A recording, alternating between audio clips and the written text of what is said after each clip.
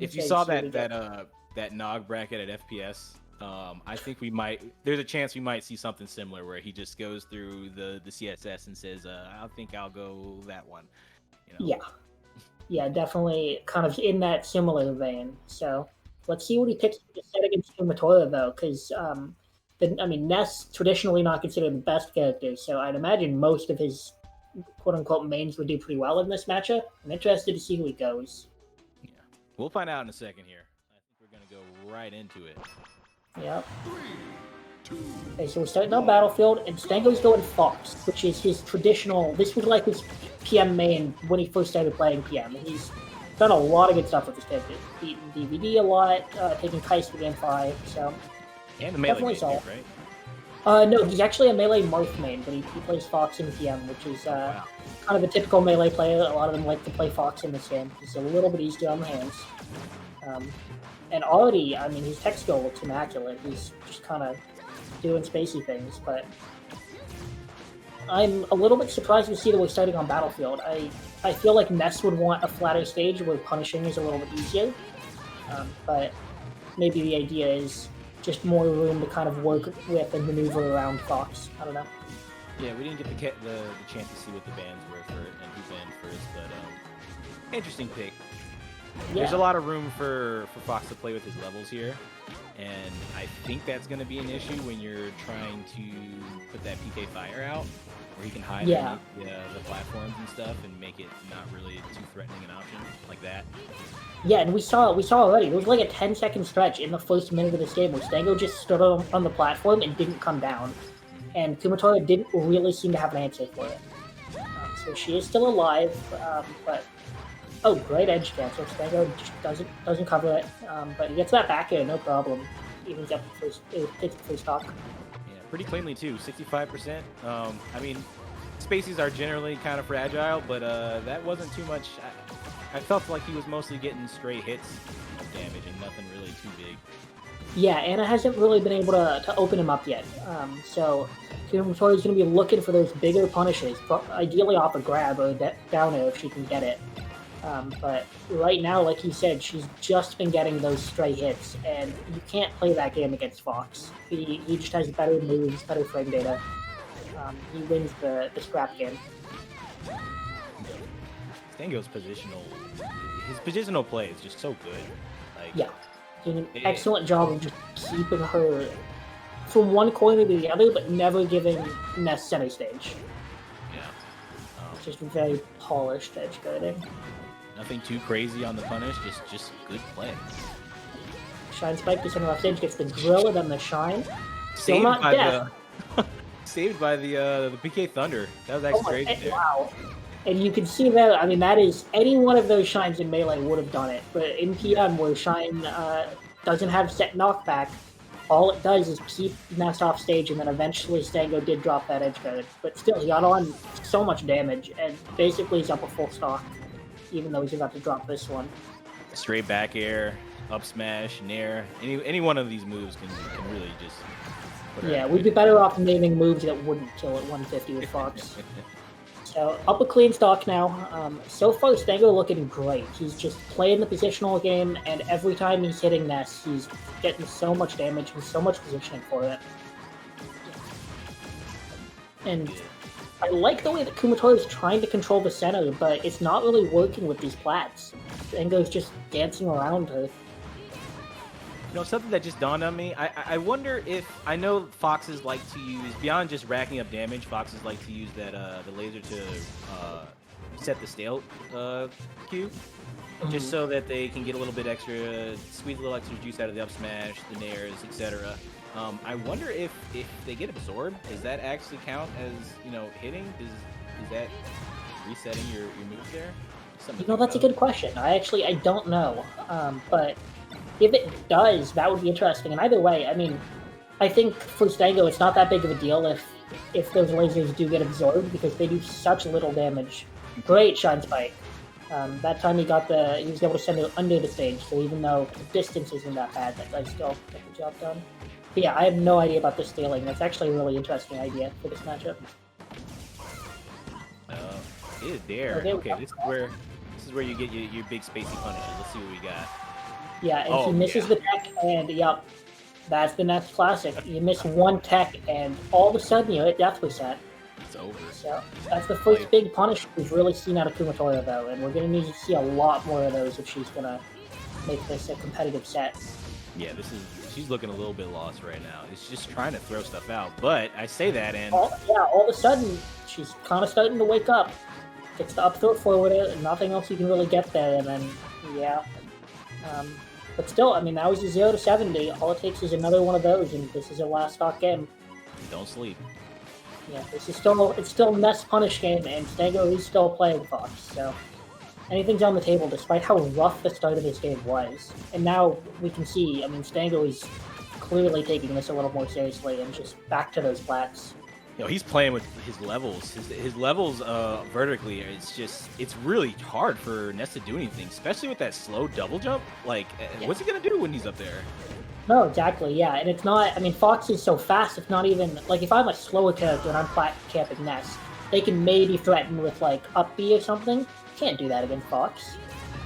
But slowly, Anna has been bringing this back, so all it takes is one hit. Gets the jab reset, doesn't buffer an option out. Double up air. Okay, back air. Oops, back air. Ooh, interesting. Okay. That'll cost you. Yeah, and Stango does take game one. I'm not really sure what that... I'm surprised that she went kind of straight to stage on that up B, instead of going either to ledge or if the edge cancel off the plat, but maybe just trying to catch him off guard. Both players hydrating. Stay hydrated out there. Okay, so I'm hoping here that we're going to see Kumatora go to a stage that gives Stango fewer plats to work with. Green Hill, I think, would be a great pick, yeah. Like I said, I don't really know what the banning was to get to Battlefield, but obviously the plats were really beneficial to Fox, so let's see what she can do without them getting in the way of the punish game, and more importantly, without giving him a place to escape in neutral. Oh my god, that forward throw. That forward throw is some of the highest base knockback of any throw in PM. If you die it wrong, you can just die at 0 on a small side blast zone. And oh my god, this punish. Wow. Just Kumatora, that was such a clean punish because Stango was doing the correct defensive options and he was stopping her from getting the kill, and she just kept picking up and keeping it going and getting a little more damage off every interaction. Yeah, it looked like every time it looked like he was about to fall through the cracks. She just kept on him. Yeah, she kept picking it up, but problem is now you need to find a way to kill. And oh my god, that up air was such a good move choice. I think I was expecting pretty much any other aerial out of shield instead of up air. I've never seen a Ness do that. Was it an up air? I thought it was a dare. No, that was an up air. That's crazy. Yeah, I've never seen Ness do that. Okay, so Stango does clean it up, but already this is looking so much better for Kumatora than the beginning of game 1 did. There's nowhere to go. In neutral, it's a lot more smothering. And actually, in a lot of ways, Ness has a bigger advantage with being able to change levels here, just because that double jump cancel, fading in, fading out, is actually much more relevant a threat here. Oh, totally, yeah. Yeah, I mean, you can see, I mean, look how comfortable Kumatora is in the center stage with the double jump cancels and playing with Magnet. This is a way for Ness to really threaten comfortably without Stango having the opportunity to escape platforms. But still, that punish game is going to be brutal if you drop an opening. Stango's taking advantage. Man, these guys They're just going on it. For real, yeah. Yeah, this is what a set to kick it off with. These two are just running at each other, and it's very entertaining. Good shield pressure from Stango. I don't know what exactly led to that short hop up there, but either way, he's just racking on damage. He's basically a death percent if Kumatora can get a grab or a down air, or just straight back air.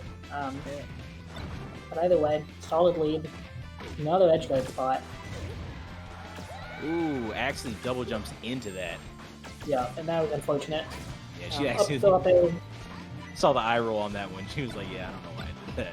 Yeah, that was definitely like I could have gotten out of that in multiple ways, but here we are, and oh, this could be it. Oh my god, he got it. Another drill. Yeah. And if you look at Stango in that player cam, no reaction to that kill. Stone cold.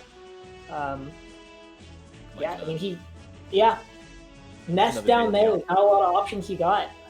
And okay, we're going to see Metal Cavern this time. So more plats than Green Hill, obviously, which is kind of as few as you can get with what Stango banned. But hopefully the fact that it's only the one big plat is at least going to limit Stango and force him to interact on that one horizontal plane underneath that plat. So maybe that's the goal here.